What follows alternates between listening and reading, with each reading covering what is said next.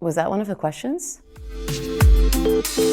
It was really the opposite of what I have done in my career before this. I was going into a totally new market, a new industry, a very complex product, and I wasn't having a team that surrounded me. So everything was completely new to me. It was a huge stretch, but looking back on it, I know that I learned a bunch. So it was a really positive experience.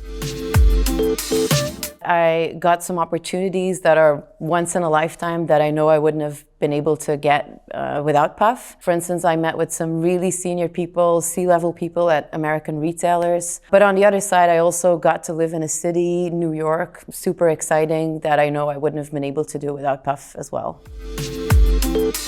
Trying to get into all these new clients, like the company that I worked for, it was the first time they entered the US market. And so we were a tiny little Belgian company. Nobody had ever heard of us. And so trying to get into these giant companies like Walmart, that was really hard, trying to get meetings, getting a foot in the door.